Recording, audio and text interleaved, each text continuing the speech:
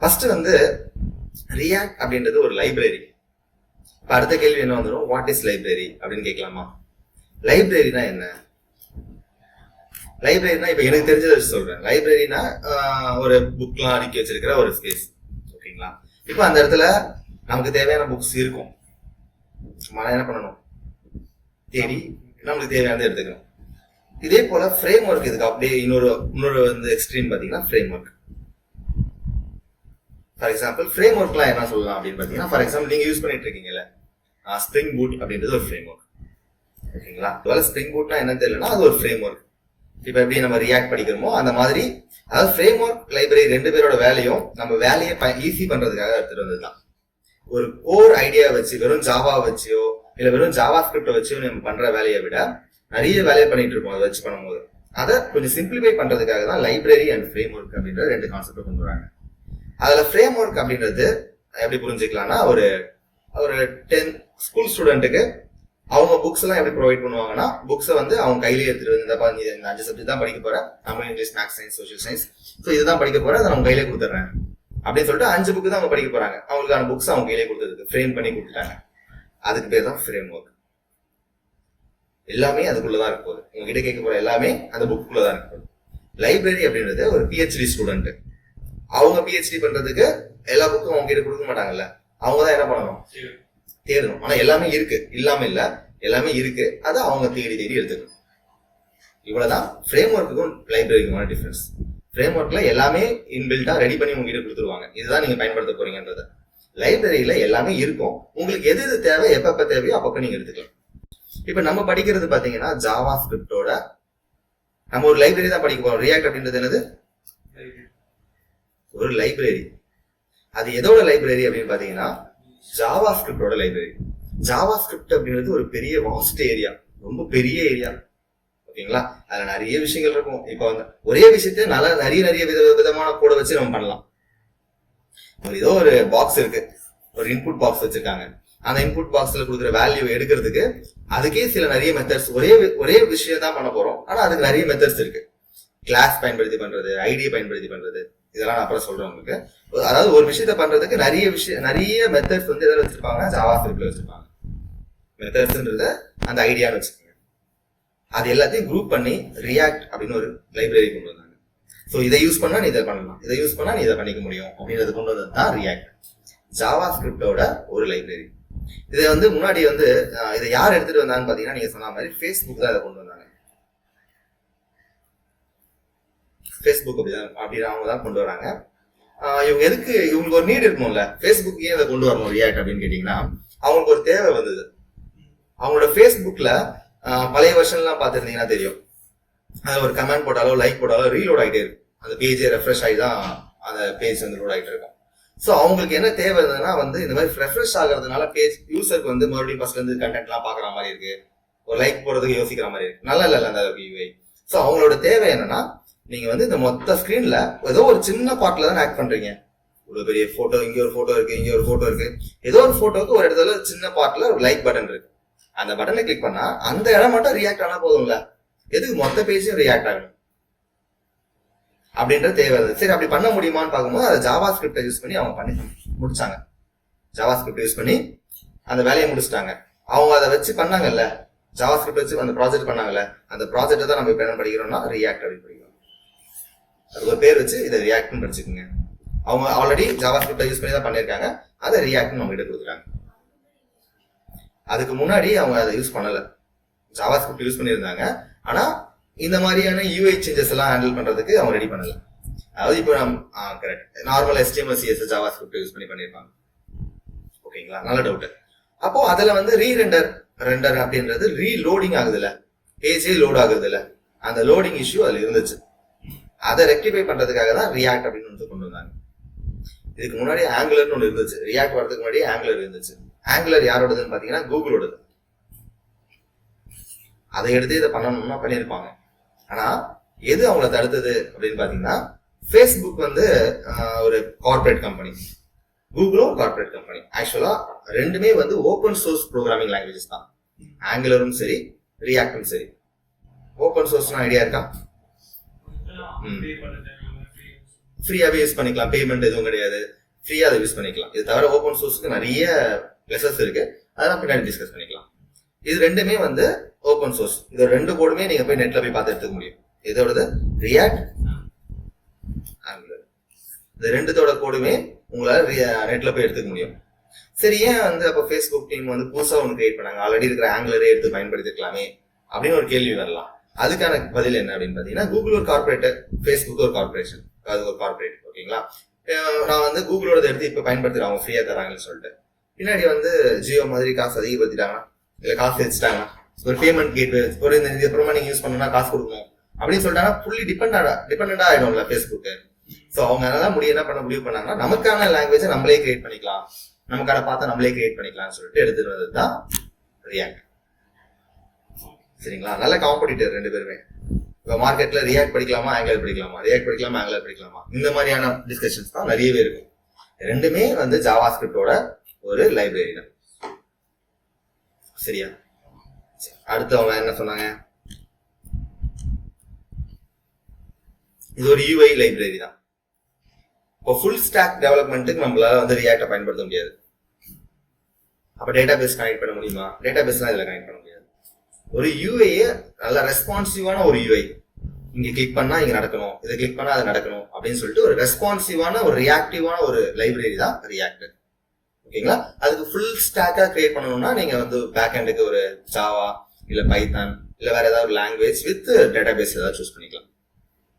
சரியா, அப்ப இந்த இடத்துல உங்களுக்கு தெரிஞ்சிருக்கும், மேபி நான் தெரியாத யாராவது இருந்தாங்கன்னா அவங்களுக்காகவும் சொல்றேன். சரிங்களா, உங்களுக்கு ஏதாவது அதுல கஷ்டமா இருந்தாலும் சொல்லுங்க, இந்த மாதிரி ரொம்ப பேசிக்கா எடுத்துட்டு போவாத, எங்களுக்கு ஓரளவுக்கு தெரியும் அப்படின்னா எனக்கு சொல்லிடுங்க. சரிங்களா, ஒரு ஃபுல் ஸ்டாக் அப்படின்றது என்ன?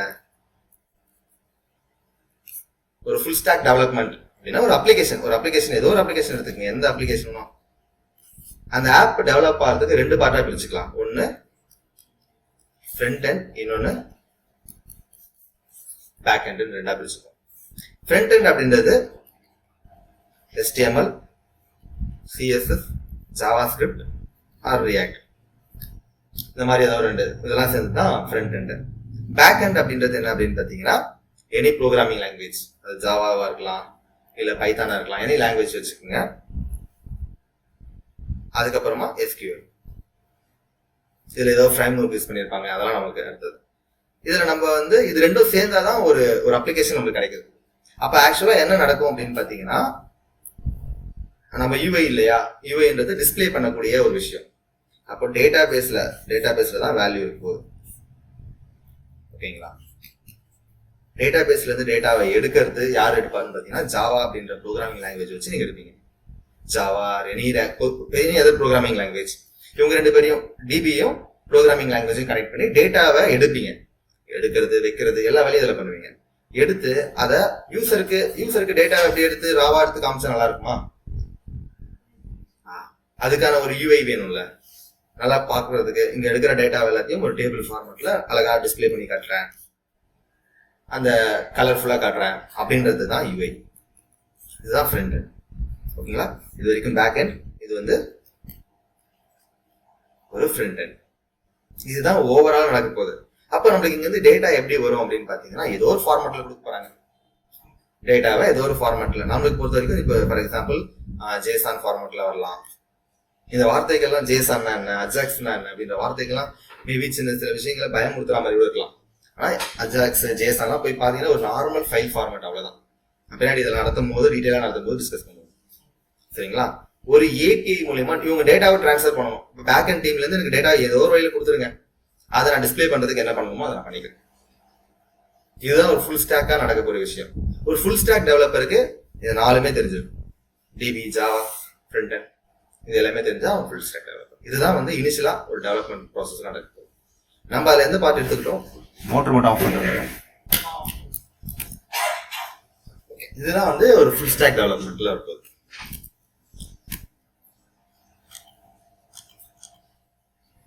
நம்ம அதுல வந்து யூஐ யூஸ் பண்ணி பண்ண போறோம். அடுத்து ஃபேஸ்புக் தான் இதை கண்டுபிடிச்சாங்க. அதுல யாருன்னா ஜார்டன் அப்படின்றவர் தான் இதை பண்ணாரு. அப்புறம் 2013 வெர்ஷன் எல்லாமே அவங்க சொன்னது கரெக்ட் தான்.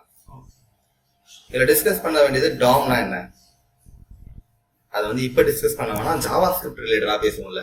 அப்போ டீட்டெயிலாக டிஸ்கஸ் பண்ணுவோம். இப்போ நம்ம இனிஷியலாக HTML CSS தான் பார்க்க போகிறோம். ஸோ இப்போதைக்கு இந்த டாம்னா என்ன, அந்த டாம்ல இப்போ முக்கியமாக ரொம்ப பெரிய ஹிட் ஆனது வந்து ரியாக்டோட விர்ச்சுவல் டாம் ரொம்ப ஹிட். அதோட ஒரு பேஸ் ஐடியாவை சொல்றேன். நீங்க ஒரு கார் வச்சிருக்கதா வச்சுக்கோங்க.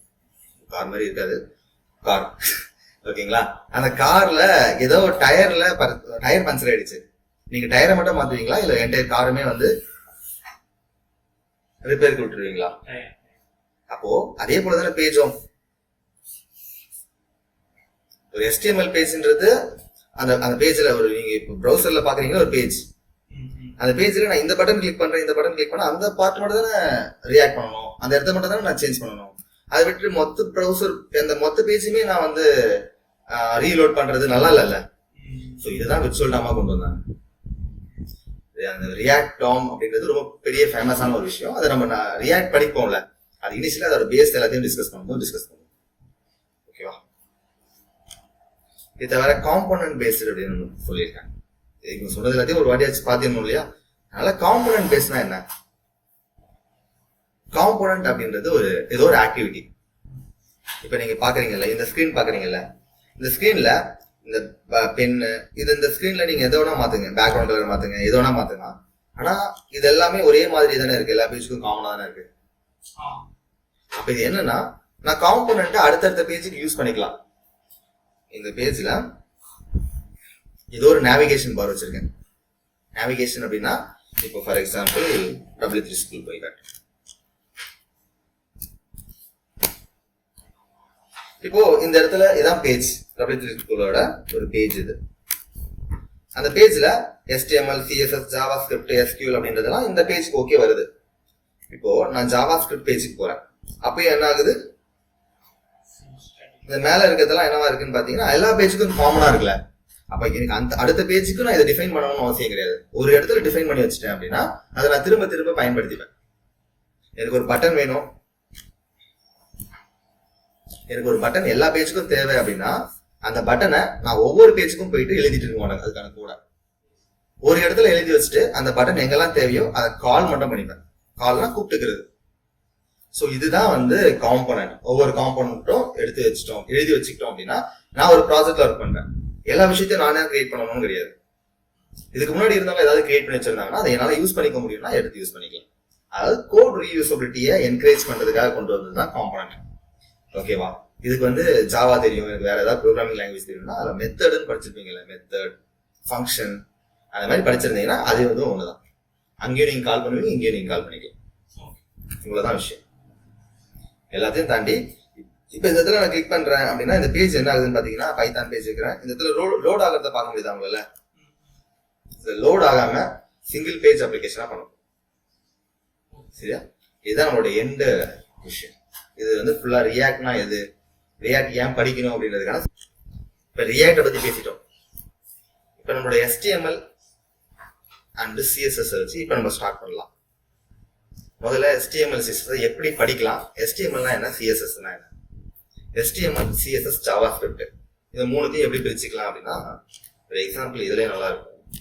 HTML, CSS, JavaScript அப்படின்னு போடுறேன். நம்ம இமேஜஸ் எடுத்துக்கலாம்.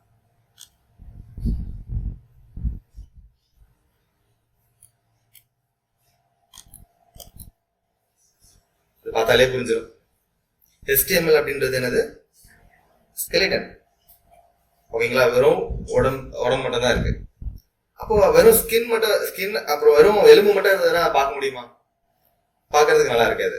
அதோட சேர்த்து அவரை கொஞ்சம் அழகுபடுத்துறதுக்காக என்ன பண்றோம், ஸ்கின் அப்புறம் வந்து அவருக்கு என்ன கொடுக்குறோம், பேண்ட், சட்டை, ட்ரெஸ் எல்லாம் கொடுத்து அவரை அழகுபடுத்தி காமிக்கிறோம். சரி, இது ரெண்டு மட்டும் இருந்துச்சுன்னா அவரால் ஒர்க் பண்ணிக்க முடியுமா? அவரால் வேலை செய்ய முடியுமா? நடக்க முடியும், ஓட முடியும், இதெல்லாம் பண்ண முடியுமா? முடியாது. அவருக்கு ஃபங்க்ஷனாலிட்டி என்னன்னு தெரியணும். அவர் பிரெயின் ஒர்க் ஆகும் இல்லையா? அந்த பிரெயின் தான் JavaScript.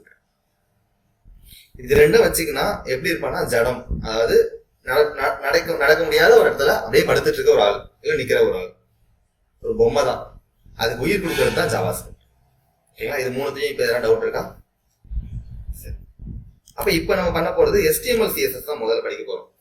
அப்ப HTML எங்க டைப் பண்ணணும்? இப்ப நம்ம ஏதாவது ஒரு சாஃப்ட்வேர் யூஸ் பண்ணணும்.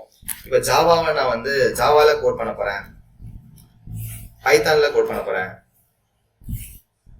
Node.js கோட் பண்ண போறேன், எந்த ஒரு லாங்குவேஜ்ல நான் கோட் பண்ண போறேன் அப்படின்னா நீங்க அந்த லாங்குவேஜை இன்ஸ்டால் பண்ண வேண்டியிருக்கும். ஜாவானா ஜேடிகேன்னு சொல்லிட்டு ஒன்று இன்ஸ்டால் பண்ணுவாங்க. இந்த மாதிரி ஏதோ ஒரு சாஃப்ட்வேர் நீங்க இன்ஸ்டால் பண்ணி தான் நீங்க அதை ஒர்க் பண்ண முடியும். ஒரு கேம் விளையாடணும்னு நினைக்கிறீங்கன்னா அது கேம் இன்ஸ்டால் பண்ணி தான் விளையாட முடியும். அது மாதிரி எல்லாத்துலயுமே இன்ஸ்டலேஷன் ப்ராசஸ் இருக்கும். ஆனா HTML CSSக்கு அப்படி எதுவும் கிடையாது. HTML அண்ட் CSS அப்ப இன்ஸ்டால் பண்ணாம எப்படி இது ரன் ஆகும் அப்படின்னு கேட்டீங்கன்னா இதை பத்தி நம்ம ஒரி பண்ணிக்க வேண்டிய அவசியமே இல்லை. ப்ரௌசரே அதை வந்து இன்ஸ்டால் வச்சிருக்கும். ப்ரௌசருக்கு HTML எப்படி ரன் பண்ணணும், CSS எப்படி ரன் பண்ணணும் அப்படின்னு தெரியும். அதாவது பொதுவா சொல்றது என்னன்னா ப்ரௌசருக்கு தெரிஞ்ச ஒரே லாங்குவேஜ் HTML தான். ஸோ அவங்க எழுதி வச்சிருப்பாங்க. அப்போ உங்களோட அவுட்புட்லாம் எங்க பார்க்கலாம் அப்படின்னா ப்ரௌசர்ல தான் நம்மளோட அவுட்புட்லாம் பார்க்கணும். சரிங்களா? அப்ப ட்ரை பண்ணுவோமா இதை? அப்ப டைப் பண்றதுக்கு எங்க டைப் பண்ணலாம்? HTML CSS எப்பயுமே நீங்க பிராக்டிஸ் பண்றீங்க அப்படின்னா டெக்ஸ்ட் எடிட்டர்ல இருந்து ஸ்டார்ட் பண்ணுங்க. ஐடி யூஸ் பண்ணீங்க அப்படின்னா சின்டெக்ஸ் மைண்ட்ல நிக்காது. ரெண்டுத்துக்கான ரீசனுமே நீங்க பாத்துருவோம். ஒரு HTML பேஜ் ரன் பண்ணி பார்க்கலாமா? அதுக்கு என்ன பண்ணலாம்? நான் ஒரு டெக்ஸ்ட் எடிட்டர், நீங்க வந்து நான் லினக்ஸ் யூஸ் பண்ணிட்டு இருக்கேன். இங்க டெக்ஸ்ட் எடிட்டர்னா அதுக்கு ஈக்குவலான டூல் வந்து நோட் பேட் அப்படின்னு சொல்லுவாங்க. கரெக்ட் தானே? யாராவது லினக்ஸ் யூஸ் பண்றீங்கன்னா இதை அப்படி ஃபாலோ பண்ணுங்க. இல்ல அப்படின்னா நீங்க அதை இது யூஸ் பண்ணிக்கலாம். விண்டோஸ்ல நோட் பேட்ன்றதை யூஸ் பண்ணிக்கலாம். இங்க நான் நோட் பேட்னு சர்ச் பண்ணாலே எனக்கு என்ன ஒரு நோட் பேட் QP நான் டவுன்லோட் பண்ணி வச்சிருக்கேன். நான் டெக்ஸ்ட் எடிட்டர் தான் யூஸ் பண்ண போறேன். இது டவுன்லோட் பண்ணி யூஸ் பண்ணணும். டிஃபால்ட்டாவே நம்ம சிஸ்டம்ல இருக்கும். இப்போ ஒரு HTML அப்படின்றது எப்படி இருக்கும் அப்படின்னு பாத்தீங்கன்னா ஒரு சின்டாக்ஸ் எப்படி இருக்கும்னா நான் எழுதுறேன் HTML.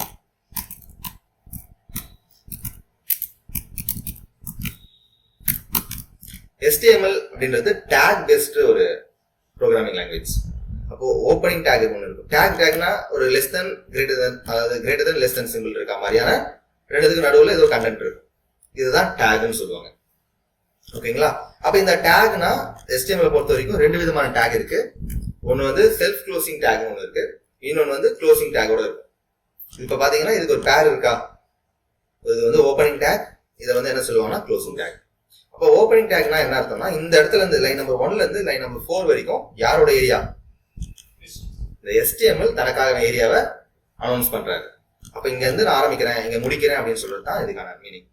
இதை ஓப்பனிங் டேக்னு சொல்லுவாங்க. ஸ்லாஷ் போட்டு ஆரம்பிச்சு முடிச்சீங்கன்னா அது என்னது? Closing take. சரி, அதுக்கு நடுவில் இப்போ இந்த ப்ரௌசரை வச்சு டிஸ்கஸ் பண்ணுவோம். இதுதான் ப்ரௌசர். எப்படி நம்மளோட அப்ளிகேஷன் இங்க தானே ரன் ஆக போகுது சொன்னேன். அப்ப இங்க ரன் ஆக போகுதுன்னா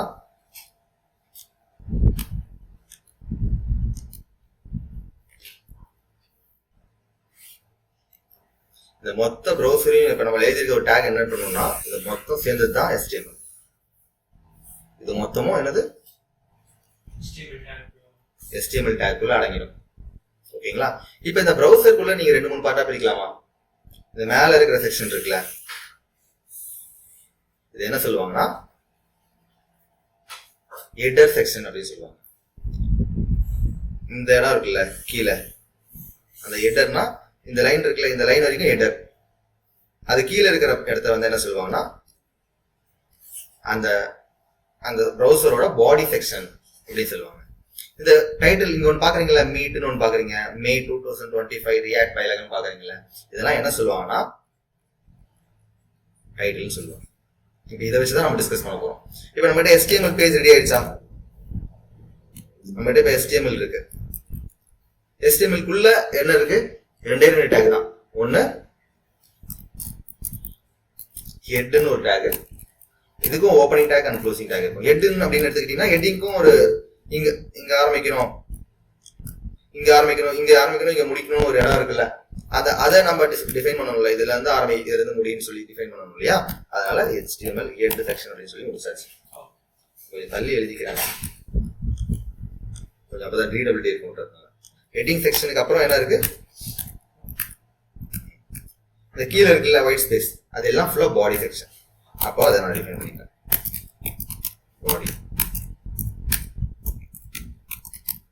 பாடி செக்ஷன் அவ்வளவுதான், வேலை முடிஞ்சிச்சு. இதுக்கப்புறமா நீங்க இங்க பாக்குறீங்க இல்ல ஒரு கண்டென்ட் எல்லாம், அதெல்லாம் இதுக்குள்ள எழுதணும். அப்ப ஹெட்டிங்குள்ள ஏதாவது எழுதிங்கன்னா எங்க ரிஃப்ளெக்ட் ஆகும்? இந்த ஏரியால ரிஃப்ளெக்ட் ஆகும். பாடிக்குள்ள ஏதாவது எழுதிங்கன்னா இங்க ரிஃப்ளெக்ட் ஆகும். இப்போ எக்ஸாம்பிளுக்கு ஹெட்டிங்குள்ள ஒன்று எழுதுவோமா? ஹெட்டிங்குள்ள இப்ப நீங்க பாக்குறீங்கல்ல, இந்த இதுல ஒரு கண்டென்ட் பாக்குறீங்க அப்படின்னா மேல ஒரு மே 2025 வருதுல்ல, இது என்ன சொல்லுவாங்கன்னா டைட்டில் அப்படின்னு சொல்லுவாங்க.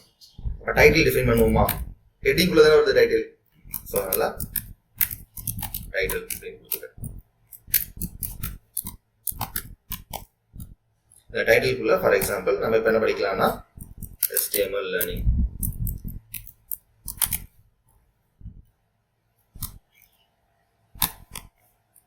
HTML லேர்னிங் அப்படின்னு வச்சுக்கிறேன்.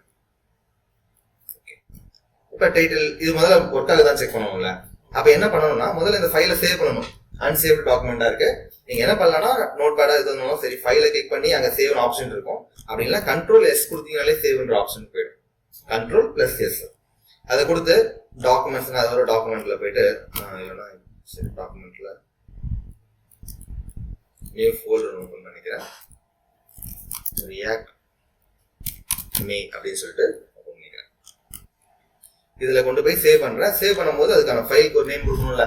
அப்படி கொடுக்கும்போது basic.html அப்படின்னு .html ஏன் கொடுக்குறேன்னா ஒவ்வொரு ஃபைலுக்குமான ஒரு எக்ஸ்டென்ஷன் இருக்கு. ஃபார் எக்ஸாம்பிள் பிடிஎஃப் நீங்க சேவ் பண்ணணும் எப்படி சேவ் பண்ணுவீங்க? .pdf, டெக்ஸ்ட் ஃபைல்னா .txt, ஜாவா ஃபைல்னா .java, பைத்தான் ஃபைல்னா .py அப்படின்னு சொல்லிட்டு ஒவ்வொரு ஃபைலுக்குமே ஒரு எக்ஸ்டென்ஷன் உண்டு. அதை பார்த்து தான் சிஸ்டம் புரிஞ்சுக்கும். ஓகே இது ஒரு HTML ஃபைல் போல, இது ஒரு PDF ஃபைல் போல அப்படின்றத புரிஞ்சுக்கும். அப்ப நான் இப்ப கொடுத்துருக்கத நீங்க இந்த இடத்துல வைக்கிறீங்களா டாட்டுக்கு முன்னாடி, அதுல நீங்க என்ன வேணா பேர் வச்சுக்கோங்க. டாட்டுக்கு அப்புறமா HTML முடியுங்க. ஓகேவா? அதை முடிச்சுட்டு சேவ் பண்ணிட்டேன். ஃபைல் சேவ் பண்ணோடனே கொஞ்சம் கொஞ்சம் அந்த டேக் எல்லாம் மட்டும் கலர் சேஞ்ச் ஆகிருக்கு. இந்த HTML லேர்னிங் இருக்குல்ல, இது நம்ம இஷ்டம் தான், நம்ம எது கொடுத்தாலும் கொடுத்துக்கலாம். சரி இது எப்படி ரன் பண்றது அப்படின்னு பார்க்கலாமா? நம்ம முன்னாடி சொன்ன மாதிரி எங்க ரன் ஆகும்? ப்ரௌசர்ல தான் ரன் ஆக போகுது.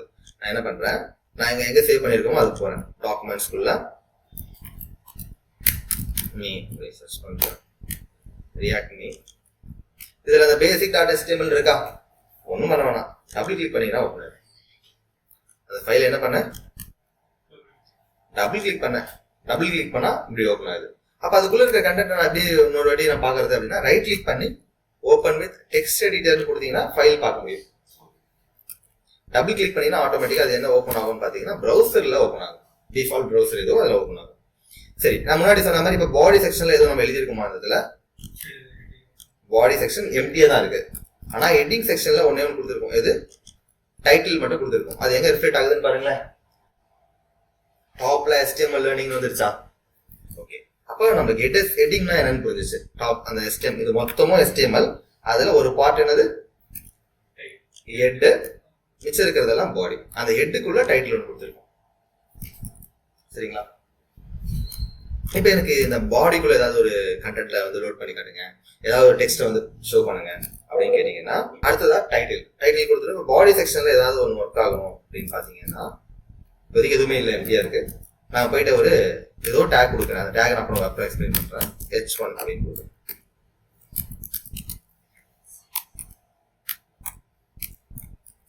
H1 கொடுத்துட்டுன்னா இப்ப இந்த கண்டென்ட் வந்து பாத்தீங்கன்னா இங்க வரல. ஏன்னா பழைய ஃபைல்ல தான் நீங்க ஓபன் பண்ணி வச்சிருக்கீங்க. இப்ப புது ஃபைல ஓபன் பண்ணணும். அப்படி இல்லைன்னா இங்க போயிட்டு இதை ரெஃப்ரெஷ் பண்ணணும். ரெஃப்ரெஷ் பண்ணீங்கன்னா ஹலோ அப்படின்ற அவுட்புட் வந்துருச்சுங்களா? அப்ப இதுதான் வந்து H1 டேக். H1 டேக்னா ஒண்ணும் இல்ல. இப்ப இதோட H2 கொடுத்து காட்டுறேன்.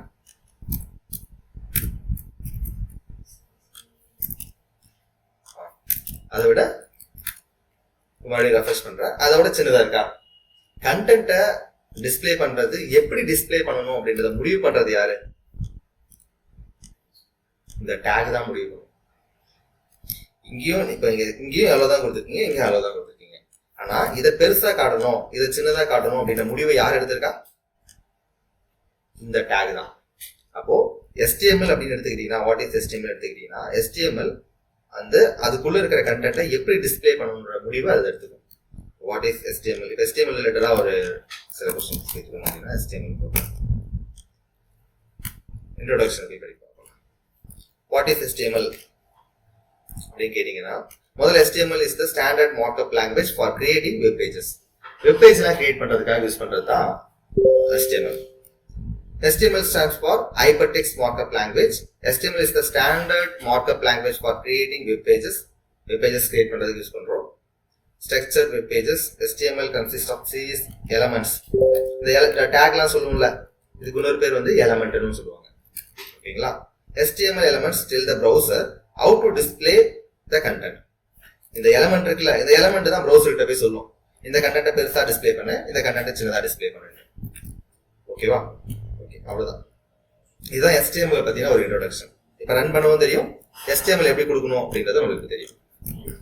இந்த ப்ரௌசருக்குள்ளேயே அது இன்ஸ்டால் ஆயிருக்கும். அதை பத்தி இன்னொரு இன்ஸ்டாலேஷன் ப்ராசஸ் இருக்கும் இல்லையா, அதை நான் டீட்டெயிலாக எக்ஸ்பிளைன் பண்றேன். இதுல வந்து இதுலயும் இன்ஸ்டால் ஆகாம எந்த ப்ரோக்ராமும் ரன் ஆகாது. ஏன்னா நீங்க கொடுக்கறது எல்லாமே இங்கிலீஷ்ல கொடுத்துட்டு இருக்கீங்க. அப்போ அந்த ப்ரௌசர் அண்டர்ஸ்டாண்ட் பண்ணிக்கிறதுக்கு ப்ரௌசர்லயே HTML தேவையான கண்டென்ட் இன்ஸ்டால் பண்ணி வச்சிருப்பாங்க. நம்ம தனியா போய் அதை இன்ஸ்டால் பண்ண வேணாம். அதை இன்ஸ்டால் பண்றது அதுக்கான என்ன ப்ராசஸ் அப்படின்றத நான் அடுத்த செஷன்ல உங்களுக்கு எக்ஸ்பிளைன் பண்றேன். CSS பத்தி படிச்சிருவோம். இன்னைக்கு ஃபுல்லா அதை எக்ஸ்பிளைன் பண்ணிட்டு அதுக்கப்புறமா இது எப்படி ரன் ஆயிட்டு இருக்கு இன்டர்னலா ப்ராசஸ், அப்போ அதோட ஆர்கிடெக்சர் என்னன்றதை நம்ம டிஸ்கஸ் பண்ணுவோம் இல்லையா, அந்த ஆர்கிடெக்சரை கட்டாயமா டிஸ்கஸ் பண்ணுவோம். நல்ல டவுட் இது, இந்த டவுட் வச்சுக்கோங்க. நம்ம நாளைக்கு செஷன்ல அதை டிஸ்கஸ் பண்ணுவோம்.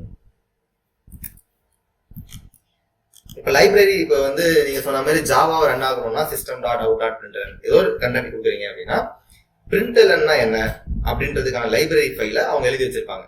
JRE சிஸ்டம் லைப்ரரியில போய் பாத்தீங்கன்னா அது ஒரு பேக்கேஜா வச்சு அதுக்குள்ள ஒரு கண்டென்ட் வச்சிருப்பாங்கல்ல. அதே போல இந்த டைட்டில் வந்து இதுதான் பண்ணணும், இந்த H1 அப்படின்றது இதுதான் பண்ணணும்ன்றதுக்கான லைப்ரரி எல்லாமே இந்த ப்ரௌசர் கிட்டே இருக்கும். எந்த ப்ரௌசர் வேணா இன்ஸ்டால் பண்ணிக்கலாம், Chrome, Firefox எதை வேணா வச்சுக்கலாம். ஏன்னா ப்ரௌசர் ப்ரௌசரே வந்து பாத்தீங்கன்னா எதை டிஸ்பிளே பண்ணுதுன்னு பாத்தீங்கன்னா HTML தான் டிஸ்பிளே பண்ணுது. HTML மூலயமா தான் CSS ரன் ஆகுது. CSS அப்படின்றது தனியா ரன் ஆகாது இல்லையா. அப்போ ப்ரௌசர்ல இப்ப நீங்க பாத்துட்டு இருக்கிறது எல்லாமே HTML கண்டென்ட் தான். அப்போ ப்ரௌசரே ஒரு HTML-ஓட ஒரு HTML ரன் ஆகக்கூடிய ஒரு பிளேஸ் தான். அந்த பிளேஸ் மூலயமா தான் நம்ம CSS எல்லாம் அப்ளை பண்ணுவோம். அந்த ஆர்கிடெக்சர் பத்தி எக்ஸ்பிளைன் பண்றோம். சரி, இப்ப HTML ஒரு ஐடியா கிடைச்சிச்சா? HTML மொத்த என்டையர் ப்ரௌசர், அதுல ஹெட், அது பாடி, அதுக்குள்ள நமக்கு தேவையான எலமெண்ட்ஸ் கொடுத்துக்கலாம். இந்த மாதிரி நிறைய எலமெண்ட் இருக்கு. நம்ம முன்னாடி சொன்ன மாதிரி நிறைய டேக் இருக்குன்னு சொன்னால அது மாதிரி நிறைய டேக்ஸ் இருக்கு. சரி, இப்ப HTML வந்துருச்சு. இப்ப எனக்கு அடுத்த தேவை என்னெல்லாம் இருக்கலாம்? இந்த அலோன்னு கொடுத்துட்டீங்க. வேற என்ன பண்ணலாம்னா இந்த அலோ அப்படின்றது கலர் மாத்தலாமா, இந்த சென்டர் கொண்டு வரலாமா, இல்ல சென்டர்லனா இந்த சென்டர் கொண்டு வரலாம், இங்க டாப் கொண்டு வரலாம். அப்ப இதுக்கான வேலைகள்லாம் பார்க்கணும்ல. அப்ப இதெல்லாம் எப்படி பண்ணணும்னா இது HTML பண்ண முடியாது. இதை பண்றதுக்கு நமக்கு என்ன தேவைன்னா CSS தேவை, கேஸ்கேடிங் ஸ்டைல் ஷீட் அப்படின்னு சொல்லுவாங்க. அப்ப CSS அப்படின்றது நம்ம எப்படி யூஸ் பண்ணலாம்னா 2-3 விதமா பயன்படுத்திக்கலாம். ஒண்ணு இதுலயே வச்சு இன்லைன்லயே கொடுக்கறது, இன்னொன்னு இன்டர்னலா கொடுக்கறது, இன்னொன்னு எக்ஸ்டர்னலா கொடுக்கறது. சரி, அதுக்கு முன்னாடி ஒரு ஐடி நான் உங்களை இன்ஸ்டால் பண்ண சொல்லியிருந்தேன். எனக்கு தெரியும் VS Code அப்படின்றத இன்ஸ்டால் பண்ண சொல்லியிருந்தேன். நான் வச்சிருக்கேன், அது ஓபன் பண்ணி காட்டுறேன். டிஃபரன்ஸ் பிட்வீன் டெக்ஸ்ட் எடிட்டருக்கும் ஐடிக்கும் என்ன டிஃபரன்ஸ் அப்படின்றத பார்ப்போம். இந்த இடத்துல இருந்து ரியாக்ட் மெயின் ஒரு ஃபோல்டர் வச்சிருக்கேன் இல்லையா, ஏதாவது ஒரு ஃபோல்டர் கிரியேட் பண்ணுங்க. அந்த ஃபோல்டரை ரைட் கிளிக் பண்ணி open with other applications visual studio. அந்த ஃபோல்டரை நான் அந்த விஷுவல் ஸ்டுடியோக்குள்ள ஓபன் பண்ணிக்கிறேன். இனிஷியலா வந்து வரும்போது ஒரு வெல்கம் நோட்டோட வந்திருக்கும். இதை நான் க்ளோஸ் பண்ணிட்டேன்னா அதை க்ளோஸ் பண்ணிக்கலாம். வெல்கம் நோட்டை இந்த லெஃப்ட் சைட்ல பாத்தீங்கன்னா உங்களுடைய எக்ஸ்ப்ளோரர் ரியாக்ட் மே அப்படின்றது ஃபோல்டர், அந்த ஃபோல்டர் ஓப்பன் ஆயிருக்கு. அதுக்குள்ள இப்போதைக்கு இருக்கிற ஒரே ஃபைல் என்னது HTML. இப்ப பாத்தீங்கன்னா இது முதல் விஷயம், டேக் எல்லாத்தையும் நமக்கு தனியா ஒரு டிஃப்ரெண்ட் கலர்ல காட்டுறது. இது வந்து அட்வான்டேஜ். ஓகேங்களா, எது டேக், எது நம்ம கொடுத்துருக்க கண்டென்ட் அப்படின்றதெல்லாம் நம்ம தனித்தனியா பிரிச்சு பார்க்க முடியும். சரி, அது எல்லாமே இப்ப நான் ஒரு வேலை இது எல்லாமே கொடுக்கணும்னு வச்சுப்போம். இப்ப என்ன பண்ணுவேன், நம்ம HTML டைட்டில் ஹெட் எல்லாத்தையும் தனித்தனியா கொடுக்கணும் இல்லையா. இங்க டிஃபால்ட்டா எம்எட்லாம் இருக்கும். ஐடியை பொறுத்த வரைக்கும் நான் முன்னாடி சொன்னேன் இல்லையா, ஒரு பிகினருக்கு வந்து ஐடி வந்து அவ்வளோ ஒர்க் ஆகாது. என்ன ரீசன் பாருங்களேன். இப்ப Ctrl+1 பிரஸ் பண்ணிட்டு ஜஸ்ட் என்டர் மட்டும் கொடுக்குறேன். என்ன ஆயிடுச்சு, நம்ம இவ்வளவு கஷ்டப்பட்டு ஒரு டைப் பண்ணி பேசிட்டு இருந்தோம்ல, அது எல்லாமே டிஃபால்ட்டா வந்துருச்சா. சரி, ஷிஃப்ட் பிரஸ் பண்ணி 1 பிரஸ் பண்ணணும். பிரஸ் பண்ணி ஜஸ்ட் இந்த மாதிரி ஆப்ஷன் காமிக்கும். எம்எட் அப்படின்னு சொல்லி காமிக்குதா, இதை ஜஸ்ட் என்டர் பண்ணீங்கன்னா போதும். டிஃபால்ட்டா உங்களுக்கு ஒரு பேஜ்க்கான எம்எட் கிடைச்சிடும். அவங்களே டைட்டில் ஒன்று வச்சு டைட்டில் இதுல நடுவில் வந்து மெட்டான்னு ஒன்று கொடுத்துருக்காங்க, இங்க ஏதோ டாக் டைப்னு கொடுத்துருக்காங்களே, இங்க லாங்குவேஜ் இங்கிலீஷ்னு கொடுத்துருக்காங்களே, இதை பத்தி ஒன்றும் கவலைப்படாங்கன்னா இது எல்லாத்தையுமே நம்ம டீட்டெயிலாக டிஸ்கஸ் பண்ணுவோம். முதல்ல சொல்லணும்னா முதல்ல டாக் டைப்னு ஏன் கொடுக்குறாங்கன்னா HTML வந்து இப்ப நம்ம யூஸ் பண்ற HTML வந்து பாத்தீங்கன்னா 5, அதோட வெர்ஷன் வந்து 5, HTML 5 தான் யூஸ் பண்ணிட்டு இருக்கோம். ப்ரௌசர் கிட்ட சொல்றோம், நான் இந்த மாதிரி HTML 5ல கோட் பண்ணிட்டு இருக்கேன், நீ அதுக்கேற்ற மாதிரி உன்னோட கண்டென்ட் எல்லாம் மாத்தி டிஸ்பிளே பண்ணு, அந்த வெர்ஷனுக்கு ஏற்ற மாதிரி நீ வந்து டிஸ்ப்ளே பண்ணுன்னு சொல்றதுக்காக தான் இந்த டாக் டைப் HTML கொடுக்கும். இதை வந்து ப்ரௌசர் எப்படி புரிஞ்சுக்கணும், ஓகே இவர் பண்ற கோட் வந்து HTML5 யூஸ் பண்ணி பண்ணியிருக்காரு போல அப்படின்னு சொல்லி தெரிஞ்சு. இது வரைக்கும் புரியுதா? ஓகே. இந்த மெட்டா இதெல்லாம் பத்தி பின்னாடி டிஸ்கஸ் பண்ணிக்கலாம். லாங்குவேஜ் இங்கிலீஷ்ல தான் பண்ண போறோம்ன்றதுனால EN கொடுத்துருக்கோம். சரி, இப்ப அடுத்ததா ஏன் அப்படின்னா சில ப்ரௌசர்ஸ் வந்து சில வெர்ஷன்ஸை சப்போர்ட் பண்ணாது, அதனால முன்னாடியே மென்ஷன் பண்ணிடுறது. இப்போ இந்த டாக்குமெண்ட்டுக்கு பதிலா இந்த டாக்குமெண்ட் எப்படி ரன் பண்ணலாம்னு கேட்பாங்க. இதுக்கு முன்னாடி அங்க ரன் பண்றதுக்கு என்ன பண்ணும், அந்த ஃபைலை டபுள் கிளிக் பண்ணி ரன் பண்ணும் இல்லையா, அதுக்கு பதிலாக இங்க என்ன பண்ணணும்னா இதுக்கு ஒரு சில ஆப்ஷன்ஸ் இருக்கு. அதுல நல்லதுன்னு பாத்தீங்கன்னா, நல்லா இருக்கிறதுன்னு பாத்தீங்கன்னா இந்த கோ லைவ் அப்படின்னு சொல்லிட்டு ஒரு ஆப்ஷன் இருக்கும். அதை வந்து எக்ஸ்டென்ஷன் அப்படின்னு சொல்லுவாங்க. இது டிஃபால்ட்டா VS கோட்ல இருக்காது. அப்ப என்ன பண்ணணும்னா நீங்க தான் அதை இன்ஸ்டால் பண்ணணும். இந்த இடத்துல லெஃப்ட் சைட்ல பாத்தீங்கன்னா கீழே எக்ஸ்டென்ஷன்ஸ் இருக்கா, இதை கிளிக் பண்ணிக்கோங்க. இதை கிளிக் பண்ணி இதுல சர்ச் பண்ணி அதை எடுத்துக்கலாம். எக்ஸ்டென்ஷன் அப்படின்றது எக்ஸ்ட்ரா தான். ப்ரௌசர் ரன் ஆகுது, அதுல எந்த விதமான ப்ராப்ளமும் இல்லை. ஓகேங்களா? இதுல நான் என்ன வச்சிருக்கேன்னு பாத்தீங்கன்னா இங்க கொடுத்துருக்காங்க பாத்தீங்கன்னா இதே எக்ஸ்டென்ஷன் தான். ப்ரௌசர்லயே எக்ஸ்டென்ஷன்ஸ் இருக்கும், கிராமர்லயும் ஒரு எக்ஸ்டென்ஷன் இருக்கு. இந்த மாதிரி நான் யூஸ் பண்ணிருக்க எக்ஸ்டென்ஷன் பார்த்தீங்கன்னா ஆட் பிளாக்ஸ்லாம் யூஸ் பண்ணியிருக்கேன். இது எது பண்ணணும்னு பாத்தீங்கன்னா இந்த ப்ரௌசர்ல வரக்கூடிய தேவையில்லாத ஆட்ஸ் எல்லாத்தையும் கட் பண்ணணும். ஓகேங்களா? சரி, இப்போ நம்ம ஒரு காரோ இல்லை பைக்கோ வாங்குவோம். பைக் நல்லா ஓடுற கண்டிஷன்ல தான் நம்ம கிட்ட கொடுப்பாங்க. இருந்தாலும் நம்ம ஆக்சசரிஸ்ன்னு சொல்லிட்டு சீட் கவர் போடுறது இதெல்லாமே என்னது, அது அந்த பைக்கை பொறுத்த வரைக்கும் எக்ஸ்ட்ரா. இண்டிகேட்டரை வந்து மாத்துறது, மாடிஃபை பண்றது, இது எல்லாமே எக்ஸ்ட்ரா தானே. அதே போலதான் எக்ஸ்டென்ஷனும் ஒன் ஆஃப் த எக்ஸ்ட்ரா வேலை தான். இது இல்லைனாலும் ப்ரோக்ராம் ரன் பண்ண வைக்க முடியும். இது இருந்ததுன்னா நம்மளோட வேலையை ஈஸியாக்கிறதுக்கு யூஸ் ஆகும். நம்ம வேலையை ஈஸி பண்றதுக்காக ஆல்ரெடி ஐடியே நம்மளோட வேலையை ஈஸி பண்ணுது, அது மேற்கொண்டு சில எக்ஸ்டென்ஷன் மூலியமா நம்ம வேலையை இன்னும் சுலபப்படுத்திக்கணும். இதுதான். சரி, இங்க போயிட்டு எப்படி எடுக்கலாம் எக்ஸ்டென்ஷன் அப்படின்னு பாத்தீங்கன்னா இந்த கீழே டாப்ல லெஃப்ட் சைட்ல பாட்டம்ல இருக்கும் எக்ஸ்டென்ஷன் ஒரு ஆப்ஷன் இருக்கும். அதை கிளிக் பண்ணீங்க அப்படின்னா இதுல போயிட்டு லைவ் சர்வர் அப்படின்னு சொல்லிட்டு நீங்க சர்ச் பண்ணணும்.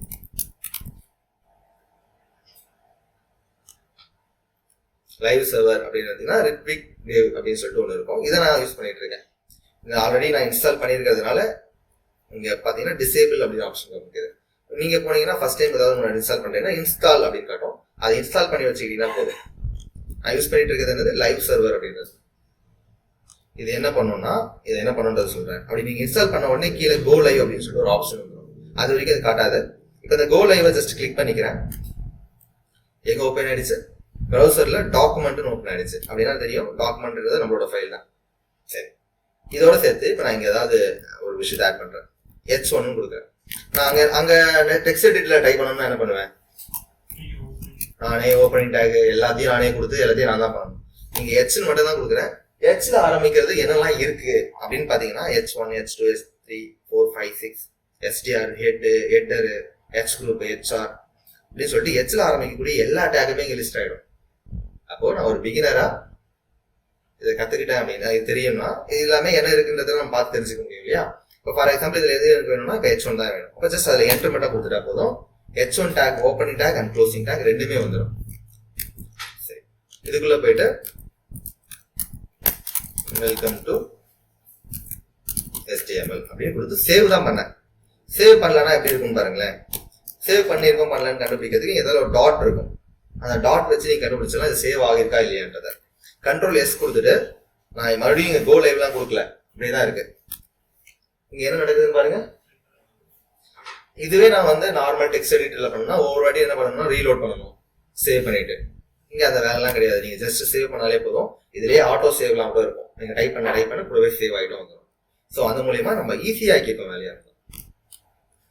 போர்ட் நம்பர் அப்படின்னு சொல்லிட்டு ஒரு நம்பர் வந்திருக்கு இல்லையா, இதை பத்தி கொஞ்சம் டீட்டெயில் டிஸ்கஸ் பண்ணணும். அதை நம்ம இன்னொரு இடத்துல டிஸ்கஸ் பண்ணுவோம்.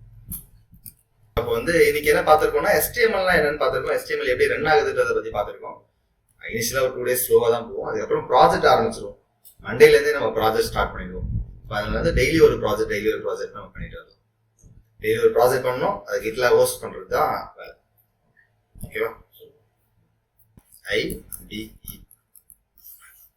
இன்டெகிரேட்டட் டெவலப்மெண்ட் என்விரான்மெண்ட் அப்படின்னு சொல்லுவாங்க. அப்படின்னா என்னன்னா ஒரு டெவலப்மெண்ட் என்விரான்மெண்ட் கிரியேட் பண்ணணும். என்விரான்மெண்ட்னா சுற்றுச்சூழல் முன்னாடி சொன்ன மாதிரி. இப்போ நான் டெக்ஸ்ட் எடிட்டர்லயே வந்து அதை நான் பண்ணியிருக்கலாம். இந்த விஷயத்த நான் டெக்ஸ்ட் எடிட்டர்லயே பண்ணலாம். ஆனா இந்த மாதிரி ஒரு ஐடி யூஸ் பண்ணும் போது, அதாவது இப்போ ஐடி என்னன்றது லாஸ்டா சொல்றேன். ஐடி யூஸ் பண்ணும் போது இப்போ இந்த இடத்துல எக்ஸாம்பிள் டைட்டில் பத்தி நான் தெரிஞ்சுக்கணும் படிக்கணும்னு நினைக்கிறேன்னு வச்சுக்கோங்களேன். நான் போய் என்ன பண்ணணும், ப்ரௌசர்ல போய் சர்ச் பண்ணணும் டைட்டில்னா என்ன, ஹெட்னா என்னன்ட்டு. இப்போ நான் ஹெட் மேல மவுஸ் வச்ச உடனே எம்டிஎன் ரெஃபரன்ஸ்னு ஒன்று வருதா, இதை நான் கிளிக் பண்ணனா போதும், ஓப்பன் பண்ணிக்கலாம். நான் இப்போ ஹெட் மேல தான் வச்சிருந்தேன். அப்ப ஹெட்டை பத்தி ஃபுல் டாக்குமெண்டேஷன் நமக்கு கிடைச்சு.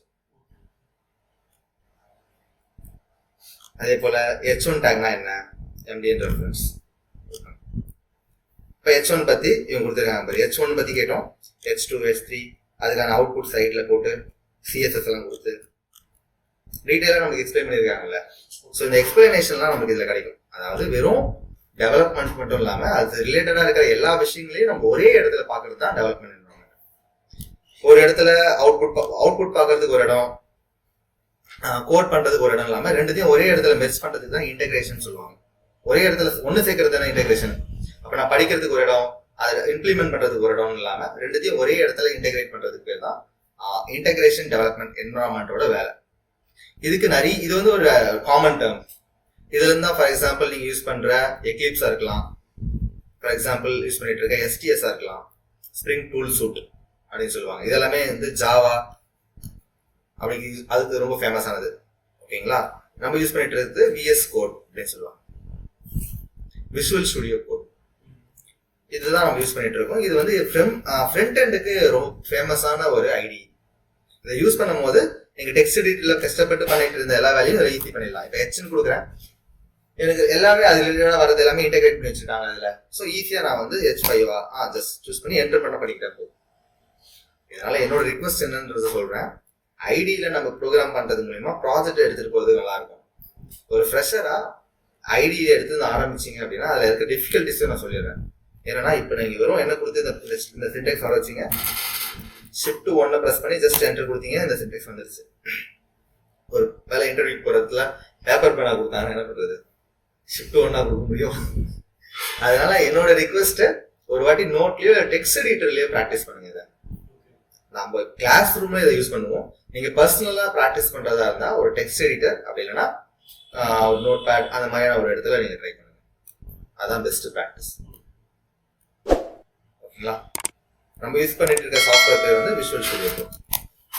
வருது இல்லையா, விஷுவல் ஸ்டுடியோ கோட்.